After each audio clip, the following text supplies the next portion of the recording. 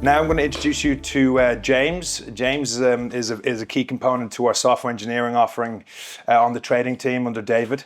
Look, he's been with us for a few years now, and he's had a great impact so far, and making great strides in the market.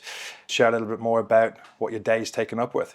Yep, so I'm James, and I specialise in placing elite C++ low latency developers across the UK and Europe. I think with the advancement of tech, it's kind of need a lot more C++ guys these days, especially on the low latency side. So my day is very busy, especially in the morning with all the UK people. And obviously we've got another guy, Chris, who's doing the US stuff in the afternoon as well. So yeah, very busy at the moment. Yeah, it's probably actually where we've made most of our placements, actually in the engineering side within trading over the last, like I would say, 6 to 8 months, which you've had a great impact on. Look, obviously there's, like I've asked everyone else, there's two sides to this thing we call recruitment. There's our clients that need people and our people that need jobs.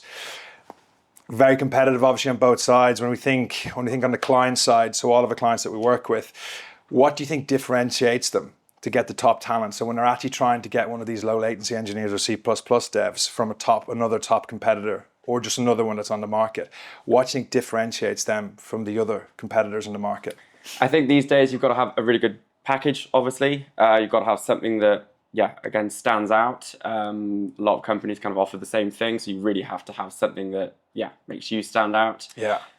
Flexibility as well these days. There are still a couple of companies who want 5 days in the office. But a lot of people these days, if they want to pick up their kids from school or a few holidays, things like that. But flexibility is very important these days. So there's a few things that companies can do to really pick the best talent. Nice. What about what in terms of like P&L shares for developers? Because some firms, as we've noticed, don't necessarily put some of their devs on P&L. That can be quite difficult. I get quite a few engineers, developers who ask for that. I think a way of kind of counteracting that would be to just kind of offer higher salaries or perhaps a sign-on, something like that. But there are ways around that, certainly. Perfect. And now, obviously, on the flip side, candidates. Look, again, like if you're a 1% candidate, you're like a 1% C++ low latency dev, you're getting a job, that coming up in your career in a highly competitive space. What are you doing? What are you putting in your CV? Or how are you networking? What are you saying in interviews? What tips would you give?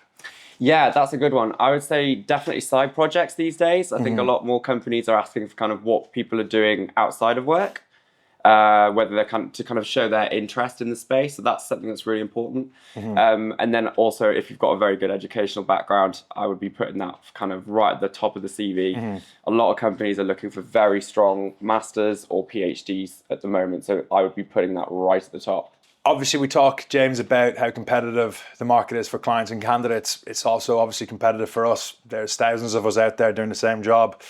Why would someone come to James? Why is James different maybe to Tom down the road?